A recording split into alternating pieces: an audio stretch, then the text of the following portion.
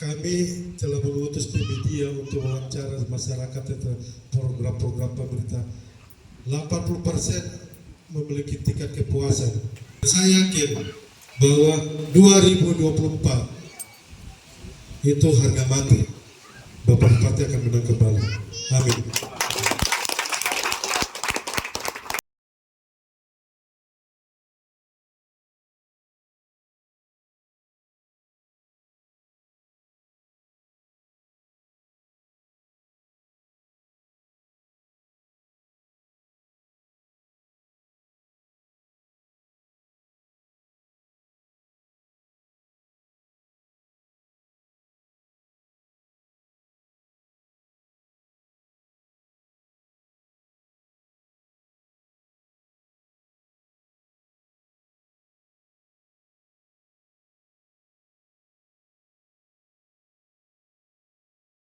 Hormati dan saya banggakan, ini semangat kita masih terpancar karena segala sesuatu ini kita memanfaatkan semangat kita di masa muda. Ketika kalau kita lihat pola hidup orang dalam dunia sedikit beda dengan orang Eropa, orang luar negeri dengan kita Indonesia. Karena ketika kita lihat para wisatawan turis yang biasa masuk di Indonesia ini, hanya tua-tua saja yang masuk. Anak-anak muda tidak pernah masuk. Kalau seadanya anak muda masuk pasti salah satu kawin di Nagari di sana kan, atau di Yaro di sana kan, atau Yaur kan. Tapi kenapa sampai tua-tua datang? Karena semasa masih muda itu mereka memanfaatkan untuk aktivitas kreasi mereka, itu yang mereka bangun. Hari tua kan nikmati hidup sehingga jalan-jalan. Nah, sekarang ini marilah kita juga sesuaikan dengan, terjemahkan dengan mereka. Ini sekarang Republik Indonesia ini suatu saat ini orang-orang tua sudah tidak berlaku lagi. Itu sudah stop lama. Persaingan di dalam politik pasti akan berkembang, itu anak-anak muda yang mereka promosikan figur mereka lewat medsos dan sebagainya, sehingga sekarang di Papua atau Indonesia Timur dengan Pulau Jawa itu beda. Banyak yang di Pulau Jawa itu ketika kalau kita ketemu kepala-kepala daerah masih anak-anak muda ya, kepala-kepala daerah semua umur 40-an ke bawah.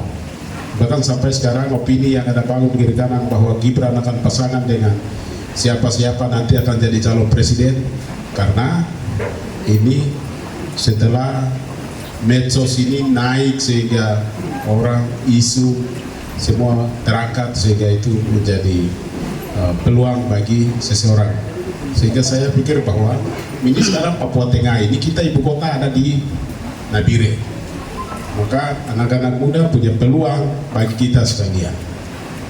Setelah saya terpilih jadi bupati, saya dilantik tanggal 8 November tahun 2021, sehingga mulai tahun 2022 ini 2022 kegiatan yang kami lakukan di tahun 2022 adalah itu RPJM dan sebagainya, program itu sudah tersusun sebelum saya dilantik.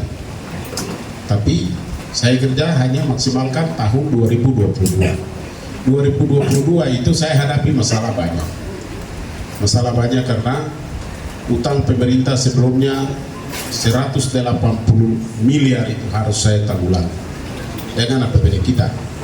Kemudian yang kedua, beban di utang di RSUD juga kita harus tanggulangi. Nah, tetapi ini Kepala Bapeda ini tahu, karena beliau sebelumnya juga masih di Bapeda, sehingga kita mau pendekatan lobby ke departemen-departemen. Orang sebut Nabire saja itu sembunyi muka ya. Orang sebut Nabire saja itu sembunyi muka mereka. Salah satu contoh air bersih yang kita kerja di Kalibobo, kemudian dengan Kaladiri pada saat itu untuk tahun 2023 irigasi yang ada di Yaro dengan Nagari, Pak SP4 dengan Yaro. Pada saat pendekatan pertama Nabire itu dokumen mereka lempar bahwa dokumen tidak lengkap, padahal ini sudah lengkap. Tapi karena pemerintahan sebelumnya itu hanya tinggal janji, maka dokumen kita lengkap. Tapi setelah kita pendekatan lewat belakang lagi kita masuk, lalu pada saat pengumuman bahwa kabupaten-kabupaten mana yang lolos, setelah itu baru Nabire nomor 1, padahal dokumen sudah keluar. Seperti itu yang kami hadapi. Apalagi pemerintahan sebelumnya, mereka tidak percaya terhadap kepala OPD. Padahal komunikasi dari kementerian yang bersangkutan dengan instansi yang ada di sini seperti PU, Bapeda, komunikasi ke Bapenas, ke Bapeda, PU, Kementerian PU, KPU di sini. Ini komunikasinya lewat OPD. Tetapi karena pemimpin daerah tidak backup OPD yang punya kemampuan yang tinggi, punya lobby, punya hubungan dengan kementerian tidak backup baik, sehingga ini semua mandek. Kenapa kita bicara, bilang Nabire ini 10 tahun tidak pernah aspal? Karena pimpinan daerah yang belum backup kepada OPD. Sehingga di tahun 2022 kita pendekatan kita lakukan, sehingga terwujudlah di tahun 2023 kita mendapatkan peluang banyak untuk benahi pengaspalan dan sebagainya.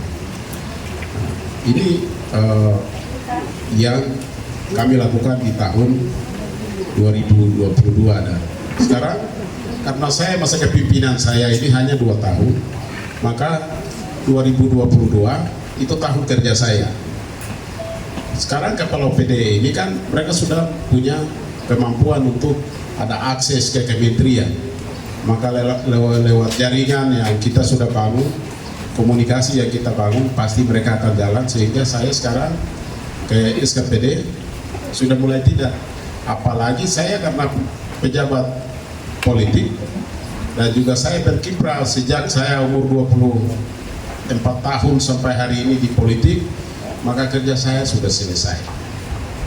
Karena ini sekarang masa sisa waktu ini kan saya harus, karena orang politik, maka saya harus kembali persiapan untuk saya harus terjun kembali ke politik. Ini yang kami lakukan di sini. Langkah-langkah yang kita lakukan adalah yang pertama, awalnya ibu kota provinsi Papua Tengah ada di Timika, tapi kita upaya lewat jalur politik sehingga kita pendekatan ibu kota provinsi kita kembalikan ada di Nabire. Nah, ini satu langkah yang positif yang kita lakukan. Orang katakan bahwa pemekaran itu ada nilai negatif tinggi. Tidak ada negatif tinggi. Nah, awalnya di dalam program kita bahwa jaminan keamanan menjadi nomor 1. Kalau TNI, Polri, anggota yang ada, saya pikir bahwa wilayah besar Nabire dengan berbagai suku bangsa, karakter yang beda, pasti sulit kita atasi. Tetapi ketika Provinsi Papua Tengah ada di sini, maka banyak kesatuan yang akan ada hadir di sini, maka jaminan keamanan bagi masyarakat kita itu pasti akan terwujud. Akan juga kita ketahui bahwa ini Provinsi Papua Tengah ada di kita, maka kota ini dari sisi ekonomi, putaran roda keuangan Papua Tengah sentralnya di Nabire. Sekitar 10 triliun itu akan berputar di Nabire. Apa yang kita lakukan itu? Itu ya kita berpikir untuk kemandirian di dalam prestasi membangun ekonomi dalam kehidupan kita sekalian. Sekarang sehingga saya harap potensi yang kita miliki, baik itu di perdagangan, kemudian pertanian, kemudian usaha apa saja yang bisa bermanfaat, ini kita bisa lakukan itu. Sekarang perkumpulan kita ini kan satu kekuatan besar. Kalau menurut saya untuk kebersamaan kita hari ini, kekuatan ini tadi Mardin sampaikan bahwa nanti akan konsolidasi ke distrik ke bawah lagi. Itu sangat baik. Sekarang disinilah tempat pertemuan kita.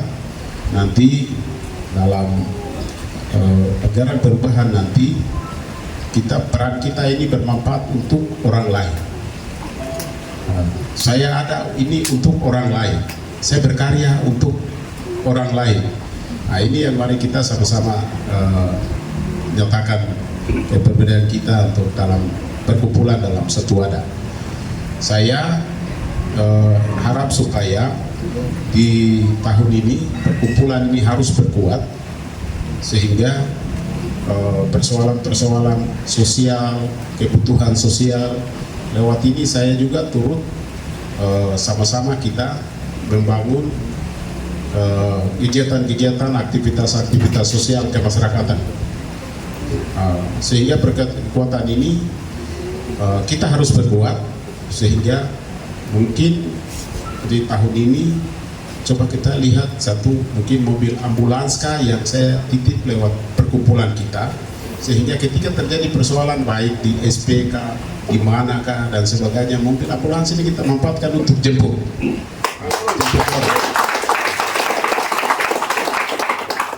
Kemudian yang kedua juga adalah ini sekarang kita semua ini pulang dari sini siapkan coba kok ada bunga pucuk merah kah, pucuk apa kah?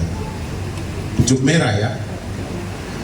Karena mulai Taman Gizi sampai dengan rumah sakit pohon terambesi yang tinggi ini kita mau tebang ini, mau jadikan bunga sepanjang ini. Taman. Taman Gizi sedang kita mulai tata, setelah bagus bagian atas. Ini juga kita tanam tata bunga di situ. Jadi sekarang nanti atur supaya bunga ini nanti masing-masing siapkan di sana. Setelah itu mungkin sekitar bulan setelah perubahan selesai, nanti saya suruh teman-teman nanti bersihkan semua pohon, kasih turun, kita tanam ulang pohon pucuk merah atau bunga sepanjang itu. Itu nanti akan atur. Kemudian dan juga kegiatan-kegiatan tertentu yang bisa rencanakan di situ, supaya itu nanti direncanakan sehingga nanti saya juga turut backup. Kita nanti akan kasih berikan bantuan kepada ini perkumpulan kita ini, wadah kemanusiaan yang kita harus bentuk ini. Nanti dari situ program apa yang nanti dikembangkan, tetapi ini bermanfaat bagi publik. Itu yang saya harap supaya bisa kembangkan itu. Tapi alangkah baik juga ada yang bisa backup di bukan mebel kah atau apa, kembangkan itu. Nanti penyertaan modalnya nanti saya sampaikan bulan Oktober. Ya, bulan Oktober. Jadi saya ada satu kali dengan teman-teman di Nabire Barat, ada polisi Bahar ya, yang polisi Bahar, dia ini bentuk satu wadah PKM, perkumpulan keamanan ya, keamanan kampung. Itu mereka sedang jalan, maka saya juga nanti akan mau backup ini, saya bilang, karena ini bagi keamanan untuk tembus semua tingkatan kampung. Dan saya sudah sampaikan bahwa kepada Pak Bahar, saya bilang Pak Bahar ini perlu konsolidasi ke masing-masing kampung, karena bagian yang tidak terlepas dari jaminan keamanan bagi warga masyarakat. Jadi ini juga nanti teman-teman mantapkan wadah ini baik, kembangkan apa nanti bulan Oktober untuk usaha pendanaan nanti kami akan siapkan. Itu yang saya bisa sampaikan, sehingga ada satu jalan yang saat ini saya ikut lihat keberadaan masyarakat Teluk Umar dengan Totoberi. Totoberi ini tempatnya di sana adalah tempat produksi ikan mujair. Tapi ketika saya lihat di sana ini pasarannya yang sedang mereka setengah mati pasarannya. Kemudian termasuk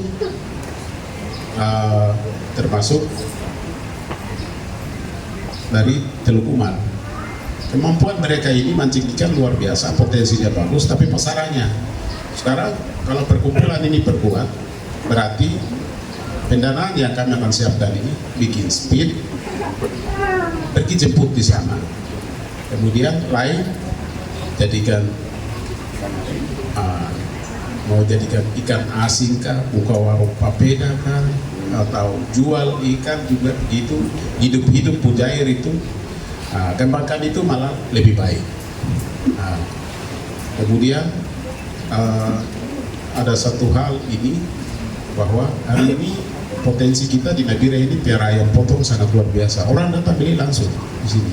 Saya pernah coba untuk ketika saya turun dari jabatan wakil bupati, saya coba untuk pendapatan saya orang pegawai negeri dengan pendapatan saya ketika saya piara ayam 1 bulan. Saya piara 500 ekor, ternyata pendapatan bersih yang saya dapat adalah 14 juta. Oh, itu berarti pegawai negeri dia kalah. Sampai kali lipat. Berarti ini kalau golongan kalau golongan 4 itu berapa guys? Golongan 4 5 jutaan lah. Berarti 200%. Berarti ini kita golongan 8.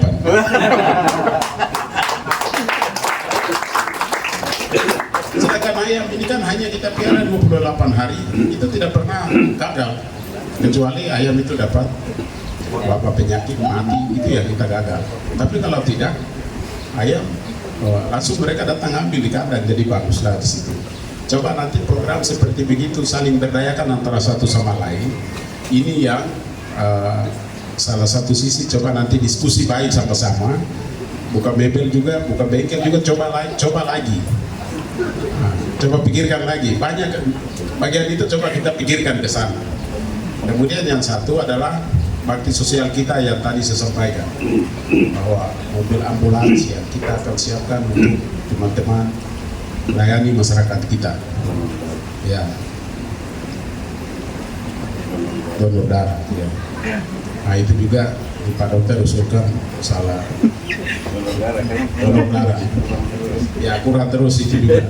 Jadi saya ini senang sekali pertemuan kita, tapi sekarang mau melangkah untuk aksi sosial kita, aksi baik kita, tapi masalah siapa yang bekal kita. Tapi hari ini saya berterima kasih ada kekuatan besar yang sama-sama kita di sini. Ada berapa jalan yang saya gambarkan ini, dari sini kembangkan apa yang bisa kita kembangkan. Ini aksi ini coba nanti setelah ini nanti diskusi sama-sama dulu. Sekitar bulan Oktober nanti pendanaan nanti kami akan siapkan. Setelah itu lalu nanti akan diskusi bagaimana untuk pengembangan yang akan siapkan. Yang tadi saya sampaikan ikan di Teluk Kumar, ikan di Wapoga, ini penting karena pemasaran mereka setengah mati agak susah, tapi ketika kita buka peluang ke sana juga baik. Saya beberapa waktu lalu saya ikut acara di Samapusa, itu BUMDes. Di sana mereka ada buka kios di sana, sehingga saya sampaikan juga ke mereka untuk kita akan bekal juga mereka. Seperti itu yang saya harap supaya sama-sama saling melengkapi, saling dekat, kemampuan kita yang ada, saling baku kasih tahu, sehingga kita ini punya kemampuan kita bisa memanfaatkan. Terima kasih, itu beberapa hal yang saya sampaikan kebersamaan kita ini. Kalau kita pertemuan di sini, pasti saya juga akan datang ke sini. Terima kasih.